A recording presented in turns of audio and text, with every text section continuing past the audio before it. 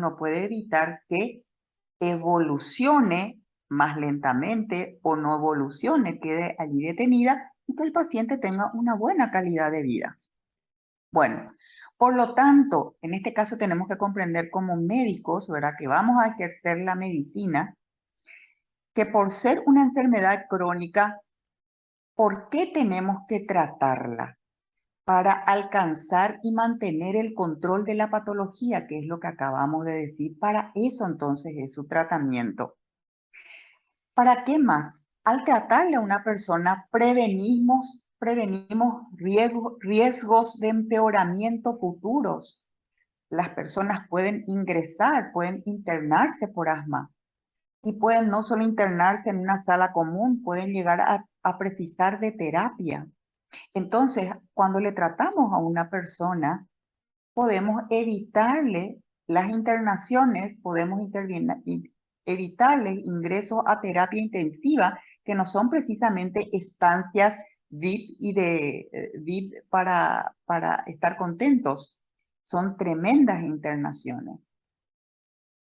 Y por otro lado, para que no tenga exacerbaciones. ¿Qué quiere decir? Tenemos que saber que una persona puede ser asmática, pero no tener crisis asmáticas. ¿Por qué? Porque tiene ciertos cuidados. Las crisis asmáticas son situaciones que en este caso ustedes ven que no le llama crisis, le llama de esta manera, exacerbación.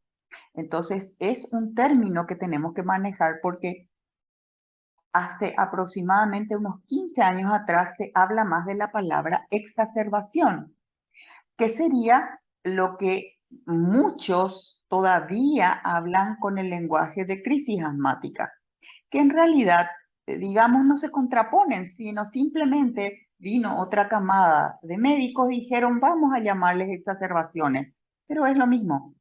Entonces, es importante, ¿para qué nos dijo todo esto? Por la importancia que siendo una patología crónica que no cura, sino que con el tratamiento todo lo que puede, en todo lo que le ayuda a una persona. Y tenemos que saber que las exacerbaciones o las crisis asmáticas, como les digo, ponen en riesgo la vida del paciente, que es lo que les dije, una persona puede morir por una crisis asmática. Y yo les voy a contar algo que yo suelo contar en las clases a los estudiantes, ¿verdad? Que yo recuerdo que tenía la hermana de mi compañera de colegio cuando estaba en la secundaria, y ella era, la veíamos y ella estaba, creo que 2 años antes, era mayor que nosotras. Yo la veía a ella que solía usar, yo decía, su tubito usaba en la boca. Y bueno, y después me enteré que era, claro, asmática, después ya estudié medicina y ahí entendí yo, ese era su inhalador. Yo decía su tubito, su pistolita y todo le decíamos así. Bueno, ok, le mal llamamos a esa. Ahora la gente, yo creo que maneja un poco mejor el vocabulario, creo, en ese aspecto, no en otros.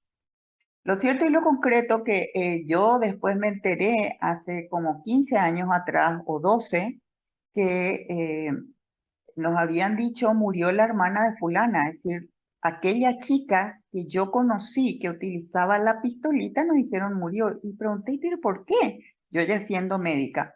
Y me contaron que ella, viviendo cerca de uno de los sanatorios muy conocidos acá de Asunción, vivía como a 3 cuadras, ella conocía asmática y bueno, no, yo ya les digo lo que me enteré luego, ¿verdad? ¿Y por qué cuento esto? Porque como médicos manejamos esto, es otra cosa es contar cómo no, es importante lo que le sucedió a esta chica. Bueno, el hecho es que no hacía bien su tratamiento de mantenimiento, se llama esto, y por algún motivo, que eso ya solamente entra en el campo de las especulaciones porque no se le hizo ninguna autopsia, ella estando sola hizo una crisis asmática. No se realizó por A o B motivo, no se hacía bien sus inhaladores, no sé si uno más toma el auto tratando de llegar, siempre se sintió confiada porque en realidad nunca le faltó, era una chica que tenía los medios, una persona, una señora que tenía los medios, ya les digo, 12 o 15 años atrás, sube a su auto estando sola, tratando de llegar a este sanatorio muy conocido en Asunción Céntrico y yéndose tratando de hacerse su inhalador, pues eh, muere en el camino, apenas manejando, queda parada y realmente el vecindario que la ve y llega, la socorren, la llevan, pero ella llega muerta y murió por esa crisis asmática. Entonces, cuento eso porque hay veces que a esta altura todavía, y eso es muy importante, sobre todo para decirle a los pacientes, que se sienten confiados, ¿verdad? Que como tienen su inhalador, pueden, no pueden hacer, hay veces se sienten más o menos y suelen nomás andar bien o funcionar bien, dicen, con el inhalador, pero por algún motivo un día pueden tener una crisis severa y ocurrirle lo que ocurrió a esta señora, que no tuvo tiempo ni siquiera de ingresar. Si por ahí ingresaba con vida, la iban a introducir a terapia intensiva, en urgencia y ingresar a terapia, ponerle un respirador por lo menos, pero ya no tuvo, no le alcanzó en tiempo a pesar de ser 3 cuadras. Bueno, por eso dice acá, esto es muy importante, puede poner en riesgo la vida del paciente. Es cierto, aún hoy en el 2022, con todos los adelantos que tenemos, porque antes, hace 50, 100 años, se decía la gente muere de asma. Un tío materno mío murió por una crisis asmática hace 15 años, 20 años también, ¿no? Estando en Asunción. Entonces, no dar por sentado que porque hay el modo de tratar, hay los medios, como que hay incluso manera de moverse, y fíjense, lo mismo se muere la gente de asma. Gracias a Dios no es mucho, pero sí hay. Entonces, por eso es el cuidado, le estoy dando mucho valor a esto que estoy diciendo acá, porque la vida vale. Yo creo que a todo el mundo le interesa su vida. Y fíjense que dice generar una carga para la sociedad. ¿Por qué? Porque van a ver que muchas visitas, sobre todo cuando ustedes hagan y ojalá aprovechen el internado rotatorio e ingresen a las urgencias o en las salas de clínica médica, o no sé si hacen rotación por algún servicio de neumología, van a ver que en ciertas épocas del año hay mucha internación y mucha consulta por crisis asmática. Entonces, ¿qué eso implica? Genera una carga y si son sobre todo eh, pacientes hospitalarios, por eso hice una carga para la sociedad, porque se ocupan más los recursos en el hospital. Bueno, el asma es un síndrome. Síndrome, ustedes ya saben, porque hay muchos signos y muchos síntomas. Y incluye diversos fenotipos clínicos. ¿Qué implica? ¿Qué quiere decir fenotipos clínicos? Que podemos ver un paciente asmático que tiene signos y síntomas como clásicos y otros que tienen menos clásicos y hay otros que tienen otros tipos de presentaciones clínicas que incluso no se les diagnostica y se les etiqueta con el nombre de otra patología y resulta que no es la otra patología porque no se está entendiendo que tiene asma. Entonces, por eso dice, incluye diversos fenotipos clínicos. Fenotipos quiere decir tipos, ¿verdad? Y pueden haber etiologías un poco diferentes. ¿Cuáles son los factores de riesgo para que aparezca el asma? Y fíjense que no es lo mismo, aunque parece similar, pero no es similar. Tenemos que ser lo suficientemente criteriosos para diferenciar. ¿Qué quiere decir factores que se asocian a que una persona tenga asma? Y otra cosa es factores para desencadenar crisis de asma. Quiere decir, una persona que ya es asmática, para que desencadene crisis asmática o empeore su asma, aunque no llegue al rango de exacerbación asmática. Entonces tenemos que ver qué circunstancias pueden hacer que una persona pueda tener asma, porque puede ser cualquiera. Y entonces es importante saber Pero es cierto también que muchos de esos factores que están asociados a que uno tenga asma son también los mismos factores, muchos de ellos, a que también a una persona que ya tiene asma, que le exacerbe o le agudice, que es lo mismo, el asma, que le empeore su asma. ¿Notan la diferencia?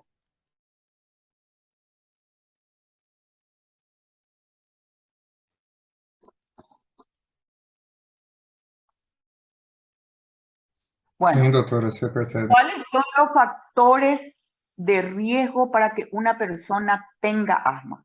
Y ustedes hasta entre ustedes mismos pueden mirar, ¿será que tengo uno de estos factores de riesgo?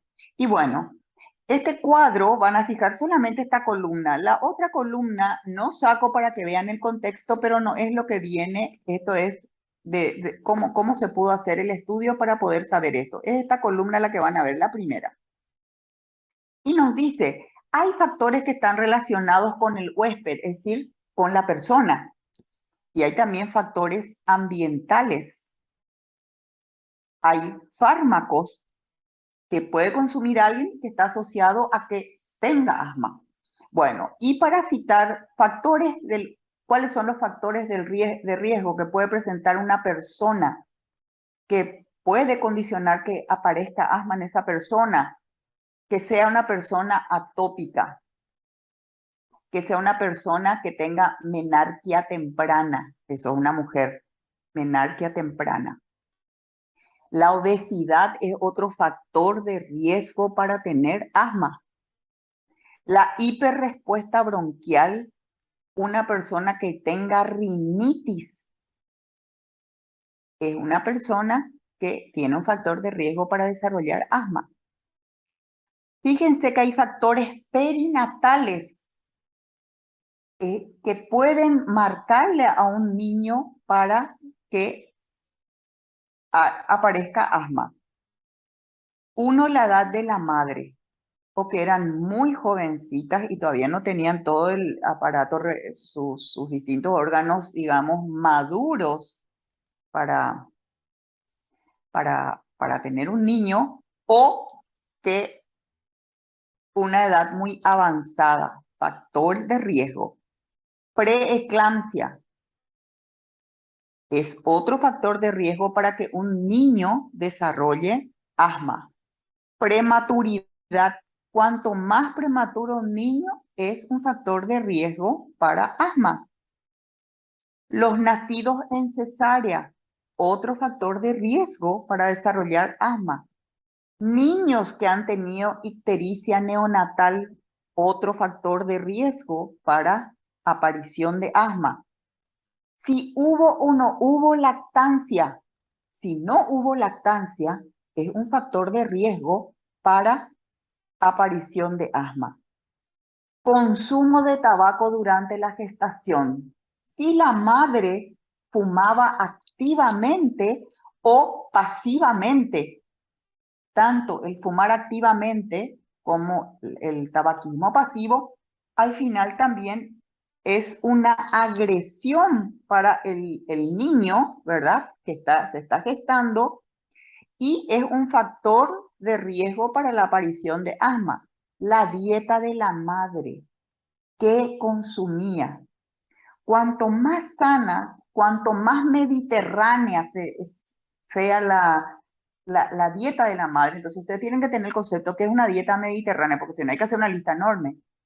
Cuanto más mediterránea la dieta, más se parezca a eso, disminuye la posibilidad como factor de riesgo del asma. En cambio, fíjense que hay cuántas cosas que se comen sin ser alimento, por ejemplo, cuántos envasados con todos los agregados que ustedes saben que tienen los productos envasados para poder durar mucho tiempo, ¿verdad? Cuanto menos natural sea o empaquetado o enlatado, cuanto menos natural sea la alimentación, entonces que la madre haya tenido se convierte o no en un factor de riesgo para aparición de asma. También la dieta del lactante, una vez que nació, ¿qué se le dio a ese chico? Y es lo mismo, sería lo mismo lo que acabamos de decir de la madre. y la función pulmonar del neonato. Un chico que nació, ¿verdad? Con algunos problemas en su funcionamiento pulmonar, ese es un candidato porque tiene a sufrir asma porque es un factor de riesgo a asma. Después tenemos los factores ambientales y fíjense que me detengo bien en esto. ¿Por qué? Porque cuando uno está ante el paciente, son todas preguntas que uno le puede ir haciendo. Por eso me estoy deteniendo. Es probable, no sé yo qué es lo que ustedes saben de asma, si bien les pregunté, pero estos son elementos muy importantes que deben ser manejados. Bueno, factores ambientales. ¿Qué puede haber en el ambiente? Lo que recién citamos, todo lo que puede ocurrir con el organismo que tienen que ver con el huésped. Esto es, ¿qué puede haber en el ambiente que pueda afectar a una persona y que es un factor de riesgo para aparezca asma? Aeroalergenos, si hay alergenos laborales en su lugar de trabajo, si la persona padece de infecciones respiratorias a repetición, el consumo de tabaco sea en forma activa o pasiva. Fíjense cómo es un marcador el tabaco. La contaminación ambiental, ¿verdad? Donde esté la persona, que esté o no contaminado el ambiente, donde esté por diversas otras situaciones con que pueda contaminarse el medio ambiente. Por otro lado, el consumo de fármacos. ¿Qué fármacos consumidos, sobre todo en forma crónica, pueden asociarse como factor de riesgo para aparición de asma? Paracetamol, antiácidos, antibióticos. Bueno, para que ustedes puedan adentrarse más si es que quieren, porque no da el tiempo, por eso que les dije, yo les voy a poner en la plataforma esta guía para que ustedes, si ustedes quieren saber más puntualmente sobre algo, lean. Bueno, ok. Si bien recién hablamos de los factores de riesgo para tener asma, ahora nos va a hablar de los factores de riesgo para que en la persona que tiene asma se desencadenen los síntomas o agudizaciones del asma. Que lo que yo le dije son cosas distintas, pero varias de ellas pueden presentarse tanto factor de riesgo para que una persona tenga asma como factor de riesgo para que teniendo asma se exacerbe o empeore su asma. Bueno, ¿cuáles son los factores desencadenantes de síntomas y agudizaciones de asma? Ya que tienen otra tablita muy interesante, ¿verdad? Que da un pantallazo muy amplio, bastante completo, donde nuevamente tenemos un orden que nos ayuda a que se nos quede la información. Hay nuevamente factores ambientales, hay factores sistémicos, hay factores laborales que pueden afectar a una persona asmática para que, siendo asmática, empiece a tener síntomas y a empeorar. Bueno, entre los factores ambientales tenemos factores atmosféricos, es decir, la polución del medio ambiente. Y acá tenemos que, por ejemplo, con qué puede estar poluido el medio ambiente, la atmósfera, y eso a una persona asmática que empieza a tener síntomas, que vamos a ver qué síntomas lo que empieza a tener, o que tenga una exacerbación o crisis asmática, que haya polución atmosférica por el ácido sulfúrico, por el dióxido nitroso, el ozono, el monóxido de carbono, porque hayan partículas en suspensión. Pueden haber vegetales. ¿Qué vegetales pueden estar poluyendo la atmósfera? Polen de gramíneas, polen de árboles, polen de malezas. Esto generalmente ocurre en la primavera, sobre todo lo que tenga que ser gramíneas y árboles. Malezas cuando haya malezas, ¿verdad? Y una persona asmática generalmente es sensible a esa situación y es ahí cuando empeora su asma. Pueden ser factores ambientales en la casa, doméstico, puede ser los ácaros que haya en el polvo de la casa. Y acá tienen, por ejemplo, ¿cuáles? Tienen el ejemplo, epitelio de animales, las cucarachas, si hay no mucha cucaracha en la casa. Hongos o virus también que puedan haber en el ambiente. Y acá tienen o que la persona, qué hongos puede estar teniendo, haciendo infecciones, sobre todo los que hacen muchas infecciones a rinovirus, virus respiratorios, sobre todo, no únicamente en las épocas invernales, cuando ven que te dicen, pero hay como una peste, dice la gente, de una manera que hay mucha gente, por ejemplo, que tiene hace sus virosis respiratorias, rinovirus y otros, virus sincitial respiratorio, por ejemplo, también suele haber bastante. Fármacos, ¿qué factores sistémicos? O sea, una persona, un asmático, consumiendo qué fármacos pudieran empeorar o exacerbar su asma. Antibióticos. Por ejemplo, beta bloqueantes no selectivos sistémicos, incluso los tópicos, los que se aplican, por ejemplo, ciertos antibióticos de este tipo que se aplican con aplicar tópicamente, por ejemplo, en la piel en forma de ungüentos o pomadas. Ácido acetil salicílico, la aspirina, también los AINES, antiinflamatorios no esteroideos, ¿verdad? Es una pregunta que le hace una persona, porque si tenemos un paciente asmático que está con una crisis, nosotros le preguntamos, ¿vos estás tomando algún antiinflamatorio? ¿Vos estás tomando aspirina? Y nos dice, ¿qué tenemos que hacer?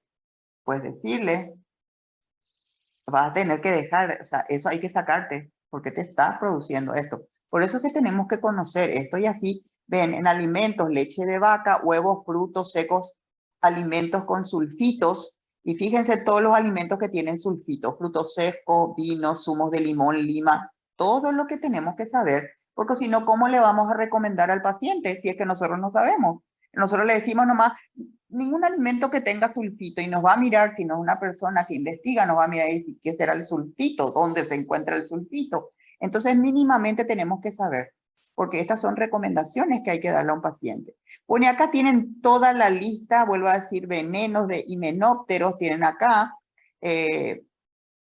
ciertas proteínas, y hay también factores laborales, que nuevamente que si en el lugar donde uno trabaja y donde uno diría, ¿dónde hay fármaco en el lugar donde uno trabaja? Si tenemos, ¿cuántos pacientes hemos visto nosotros? Porque son los que, por ejemplo, están empaquetando pastillas, están pesando los polvillos, ¿verdad? Para saber la dosificación que hay que meter en las cápsulas, porque aunque hacen las máquinas, nuevamente muchas veces entran a hacer los controles personas, ¿verdad? En la industria del plástico, personas que trabajan con industrias de barnices, de esmaltes, pueden estar empeorando el asma por esto. En industrias de metales, las personas que trabajan en aserraderos, todo lo que tenga que ver con madera, por ejemplo, corte de madera, carpinterías, lustre de madera, todos los elementos que se utilizan cuando se hacen muebles, etcétera, etcétera. Entonces es muy importante, y fíjense, los que trabajan en industria de cosméticos, peluquería, cuántas pacientes les puedo decir que entraron en su crisis, resulta, dice, le empecé a hacer tinte a mi paciente, le empecé a teñir el pelo y empecé a sentirme mal. O puede ser el paciente, me pusieron un tinte, ¿verdad? Y hizo la crisis asmática. O te dicen peluqueras. Yo he tenido pacientes que son peluqueras y te dicen, pero ¿cómo yo voy a dejar de trabajar si es mi trabajo hacer peluquería? Entonces hay que, por un lado, explicarle todo eso, porque por otro lado, pues sí, porque nunca me dijiste, doctora, que mi propio trabajo yo tengo todo lo que me va a hacer que empeore el asma. Entonces uno le dice y le dice, lo que te conviene, dejar. Y generalmente allí viene, pero ¿cómo me vas a decir que deje el trabajo si no tengo otra manera? Hoy en día uno no puede dejar el trabajo. Bueno, lo primero, yo tengo clara la película. Yo te voy a informar de todo lo que no te conviene científicamente hablando, porque no es un invento mío. Ahora, lo segundo, al decirte no te conviene esto, claro, tu decisión va a ser dejar o no dejar, pero yo ya te lo advertí, ¿verdad? Entonces yo no tengo negligencia, si vamos a hablar desde el punto de vista legal, porque la decisión es de la persona. Y en todo caso, me puede decir, y que generalmente lo dicen, bueno, yo no puedo dejar mi trabajo, no tengo opción, ¿verdad? Entonces, ¿hay algún tratamiento especial que yo pueda tener para soportar mi trabajo? Y bueno, y uno busca dentro de las estrategias que nos da la ciencia si le funciona o no a la paciente, pero ya una paciente está en ese caso, está advertido, lo mismo el que trabaja en las otras industrias. Bueno, y así ustedes pueden, fíjense todo lo otro que les estoy diciendo. Las distintas industrias en las que pueden estar involucrados pacientes asmáticos, panadería, por ejemplo, en las granjas, los agricultores, en la industria alimentaria. Bueno, ahí tienen toda la lista y que es muy interesante y les vuelvo a repetir, conozcan. ¿Me están siguiendo? Bueno, espero que alguno por lo menos sí. En la patogenia voy a decir unos cuantos puntos nomás porque esto es más de patología médica. A mí me interesa más, como esto ya es un nivel de clínica, llegar más bien al diagnóstico y al tratamiento es lo primordial en este nivel ya. ¿Verdad? Usted ya se supone que de todas maneras, si es que dieron, que es lo que me dijeron, ustedes tendrían que conocer ya la patogenia, por ejemplo, pero yo voy a decir nada más 2 o 3 palabras para refrescar y llegar a donde realmente el objetivo mayor de la clase, que es lo que les dije, cómo se diagnostica asma, cuál es el tratamiento, algunos delineamientos básicos del tratamiento del asma. Bueno, entonces dijimos, es una enfermedad inflamatoria, dijimos, crónica, de la vía respiratoria. Entonces, eso es muy importante. La inflamación que hay en el asma es una inflamación de toda la vía respiratoria. Si bien es cierto que nos dice que en los bronquios cuando es asma, ¿verdad? Pero en el asmático está presente la inflamación, no es solamente bronquios. Fíjense que ustedes a esta altura ya comprenden que la vía respiratoria es una sola. Cuando nosotros decimos vías aéreas superiores, atiende el otorrino, vías aéreas inferiores, el neumólogo, no es que hay anatómicamente se separan una de otra, no, sino que para su estudio, abordaje como especialidad, se dividió nomás eso, pero anatómicamente no hay una división. Entonces, fíjense, como es una enfermedad inflamatoria crónica, la inflamación es de toda la vía respiratoria, desde la mucosa nasal. Ese concepto tenemos que tener. Desde la mucosa nasal está inflamada. Y es una inflamación que está presente aun cuando la persona no tenga síntomas. Por eso es una inflamación crónica. Yo puedo ser una persona asmática, puedo tener el diagnóstico de asma, pero en este momento no tengo síntomas de asma, estoy controlada. Pero la inflamación está y está en toda esta área. Por eso es que en cualquier momento puede tener cualquier factor precipitante. Bueno, el epitelio inicia la respuesta, o sea, el epitelio respiratorio, para recordar, entonces, inicia la respuesta a sustancias inhaladas. Entonces estamos entendiendo qué es lo que va a generar que se presente al asma. Que este epitelio respiratorio inicia una respuesta. ¿Y a qué es lo que le responde? A sustancias que se inhalan. Entonces, hay una sustancia que se inhaló y que actúa como elemento extraño, el organismo le asume que es un elemento extraño y agresor. Estamos diciendo el asmático porque eso mismo puede estar inhalando una persona no asmática que no tenga el terreno que acabamos de decir y no le produzco nada, pero al asmático sí. Entonces, cuando este epitelio le responde a esa sustancia inhalada, ¿cómo le responde? Secretando citocinas. ¿Y qué son las citocinas? Como el armamento químico para defenderse.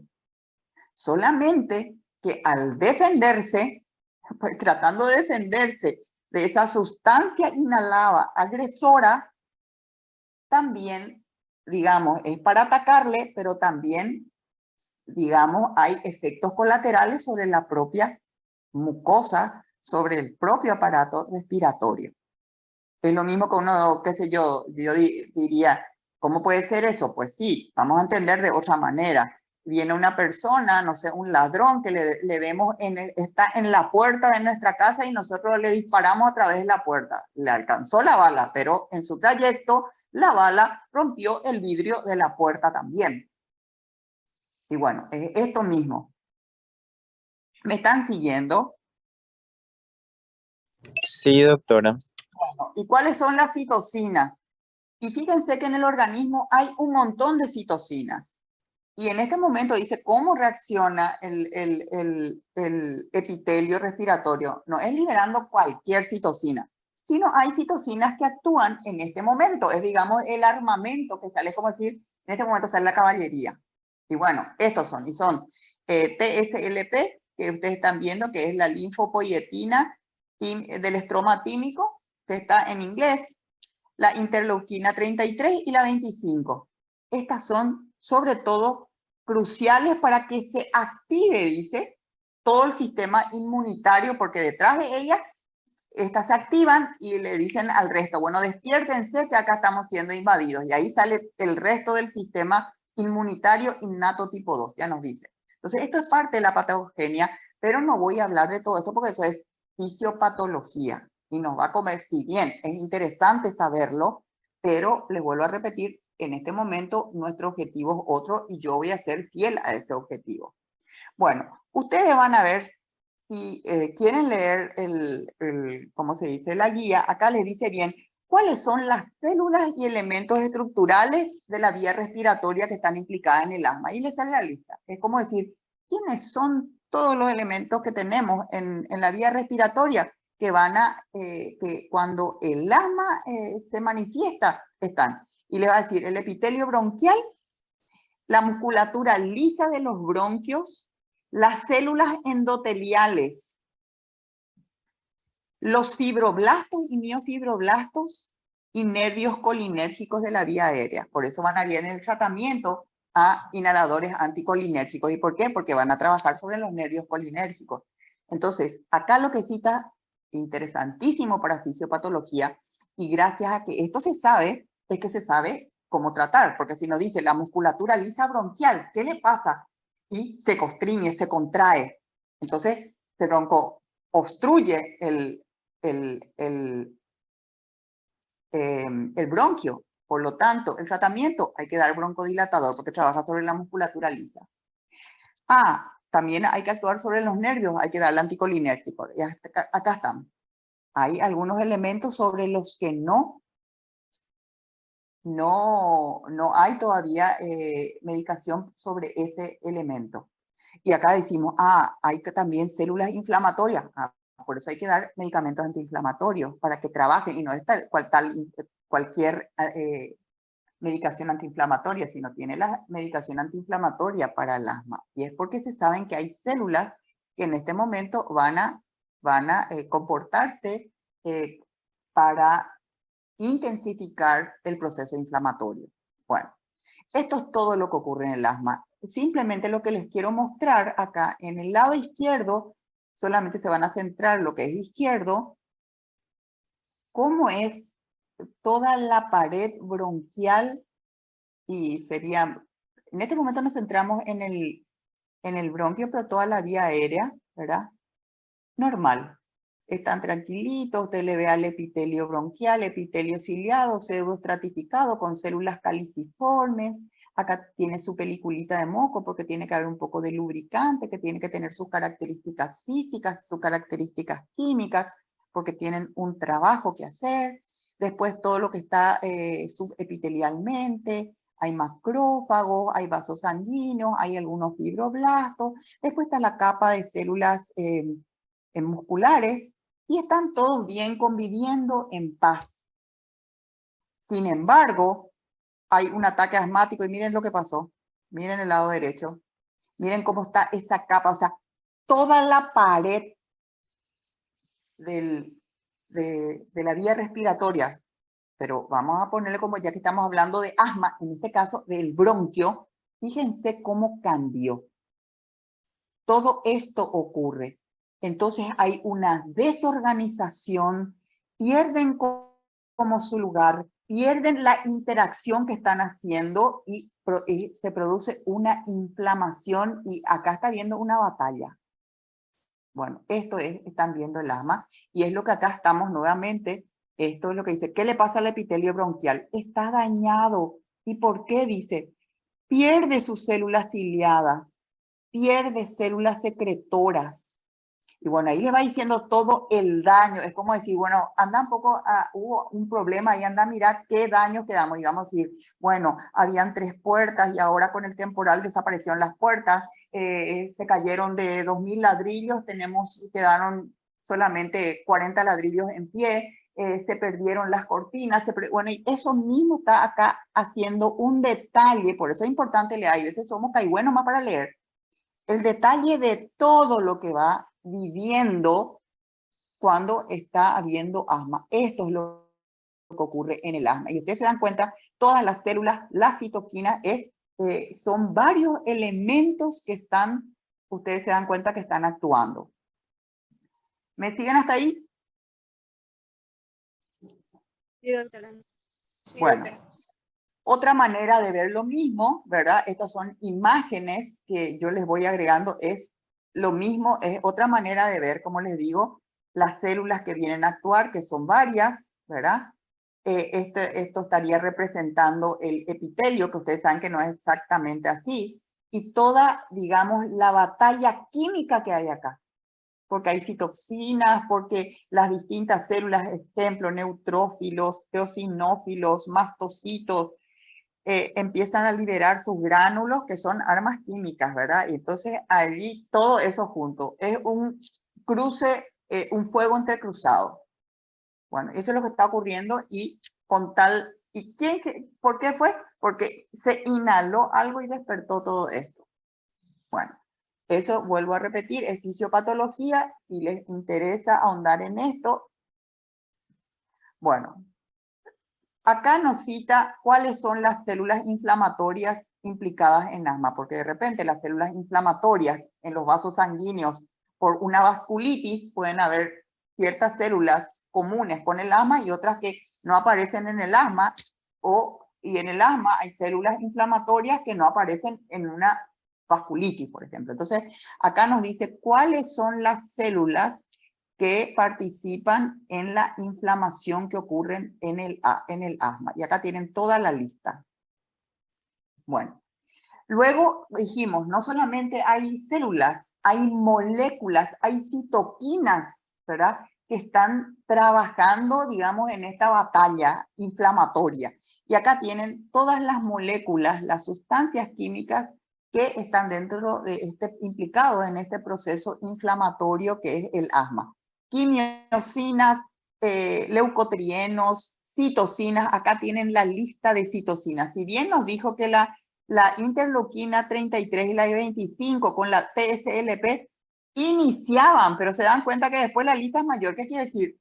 Empiezan a recolectar, a llamar a otras sustancias para que les vengan a ayudar. Es lo mismo, no sé, hay una manifestación y primero están, no sé, están los de la municipalidad nomás, no, ahora llamarle a los de la policía, ahora que vengan los cascos azules, ahora que venga el ejército, ahora que vengan los que tienen carros hidrantes. Entonces ahí ya es una mezcla de un montón de agentes. Y bueno, y eso mismo es acá. Acá tienen toda la lista. En esta tabla tienen muy detallado y muy interesante cómo lo está expuesto.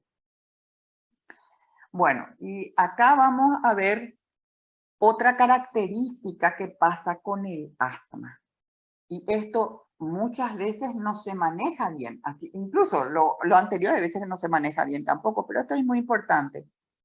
Los pacientes con asma pueden presentar un fenómeno denominado remodelación de las vías respiratorias. Y eso es un paso que no debiera ocurrir. ¿Por qué? Dice, se remodela la vía respiratoria.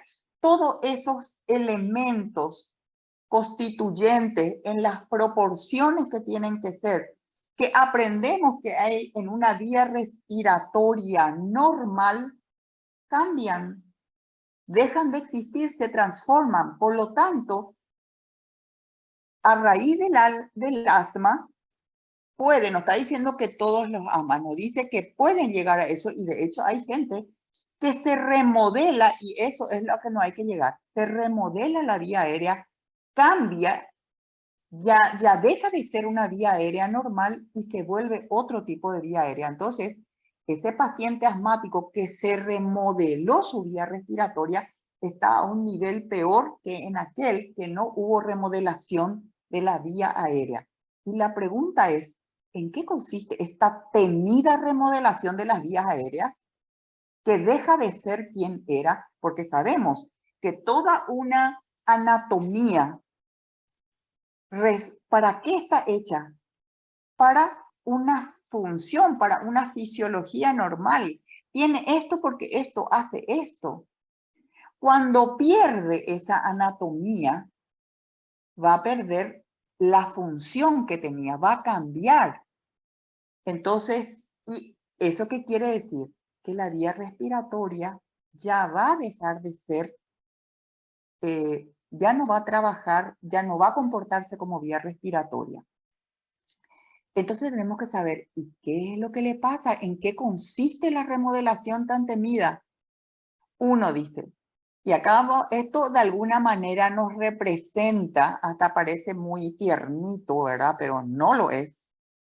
Para mí esto representa mejor lo que les dije, todo el desastre que está ocurriendo. Bueno, pero acá nos dice, primero, hay un engrosamiento de la capa reticular de la membrana basal. Y en este caso, esto sería ser, acá hay un un epitelio. Esto representaría el epitelio respiratorio, esto que ven en este color. Y tiene que haber una membrana basal como en cualquier otra parte del organismo. Siempre hay una membrana basal donde hay un epitelio, un endotelio. Pero ¿qué le pasa? Dice, cuando hay esta remodelación. Todos sabemos que tienen que tener un grosor, una estructura, una química adecuada. En este caso, esta membrana basal, la capa reticular de la membrana basal se va a engrosar. Y eso no es normal, no es sano que quede engrosado ya y ya queda para siempre. Eso ya no revierte. Eso también tenemos que entender. Se remodela y queda ahí. Lo que puede hacer es empeorar, pero ya una vez que entra eso ya no va a normalizar. Bueno, entonces esta capa reticular de la membrana basal va a engrosar. ¿Qué otra cosa pasa en la remodelación? Fibrosis subepitelial, es decir, por debajo del epitelio acá todo se va a fibrosar. Sabemos que tienen que haber algunas fibras reticulares, algunas fibras de colágeno, pero acá nos dice va a haber fibrosis, se va a llenar de fibras y eso no es normal. Se va a endurecer. Va a haber hipertrofia e hiperplasia de la musculatura lisa bronquial. Y nosotros vimos que hay una capa que acá en esta no tengo, esto creo que me representa, sí. Tiene que haber, y hay en anatomía, ustedes ya aprendieron, hay músculo liso a nivel de los bronquios, pero como dijimos, tiene que tener un diámetro adecuado, ¿verdad? Porque para algo están, y con esa cantidad, con ese tamaño, hacen lo que tienen que hacer.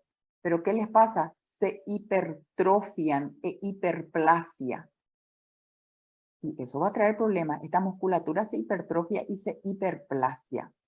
¿Y qué va a pasar? Se va a constreñir más y va a mantener más cerrado el bronquio. Y eso no está bien, no va a poder dilatarse. Va a haber proliferación y dilatación de los vasos sanguíneos. Sabemos que tiene que haber vasos sanguíneos. Nuevamente, con la medida que tiene que haber y la cantidad. Por encima de eso, pierden sus propiedades. Y fíjense entonces, los vasos sanguíneos entonces proliferan y se dilatan. Las glándulas mucosas que tienen que haber, ¿qué va a pasar con esas glándulas mucosas? Se hiperplasian, aumentan. Hay hipersecreción de moco. ¿Y dónde se va a depositar? Dentro de la luz bronquial va a haber mucho moco. Entonces, ¿qué es lo que nos estamos dando cuenta? En esta remodelación de las vías respiratorias, los distintos elementos que hay en la pared del bronquio sufren transformaciones y ya no son transformaciones que se van a revertir. Y evidentemente esto va a tener sus consecuencias negativas sobre la vía aérea. ¿Y qué va a ser la consecuencia negativa de todos estos cambios llamados remodelación de las vías respiratorias? Pérdida de la función pulmonar y fíjense el agravante, progresiva. La función pulmonar se va a perder. ¿Y qué podemos hacer nosotros sin pulmones? Y va a ser progresivo, es decir, hoy puede estar en esta situación, con esta cantidad de pérdida. Y si me pregunta el paciente, ¿y aquí en 2 años qué me puede pasar, doctor? Y bueno, no hace falta que mire la bola de cristal ni tirar las cartas, ¿verdad? No lo recomiendo. Pero, ¿qué me dice la ciencia? Ya se sabe, va a ir empeorando. No es que va a perder y se va a estabilizar, no, va a ir empeorando. Entonces, por eso es importante comprender lo de la remodelación en el asma. Mi paciente, si no se trata de su asma, entonces puede entrar al proceso de remodelación. Y vieron todo lo que ocurre en el proceso de remodelación. Esta persona va a perder su funcionalidad pulmonar, por lo tanto, lo que hace no va a poder seguir haciendo, llámese estudie, trabaje, si se dedica a un deporte, haga lo que haga y que necesitaba de cierta funcionalidad pulmonar, no lo va a poder hacer porque va a tener toda esta transformación anatómica, se va a traducir fisiológicamente en pérdida de la función pulmonar y es una pérdida progresiva. ¿Comprendieron hasta allí? Sim, doutora. E uma consulta. ¿Sí? Se vai afetar a hemostase? Digo assim, se é porque afeta o grossor da membrana ou somente No, porque no, no, diminui o flujo de aire? no, no, no. El problema va a ser qué es lo que hay. Obstrucción al flujo aéreo. Que hay fíjate, en los bronquios no hay hematosis. Sim, No hay intercambio gaseoso. ¿Dónde hay intercambio gaseoso? a Más nível al alveolar. fondo, alveolar o bronquiolos respiratorios. Sim, Estos son bronquios. Entonces, ¿qué va a pasar? Se va a ir obstruyendo, se va a ir, viste que tiene que tener un diámetro para que entre y salga aire. El proceso de entrar y salir aire es ventilación pulmonar.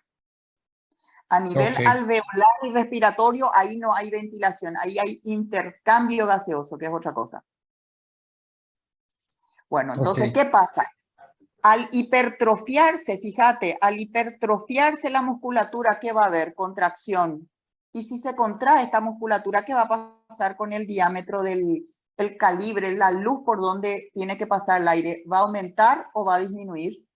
Vai diminuir. Va a Então, se disminuir. diminui o flujo de aire.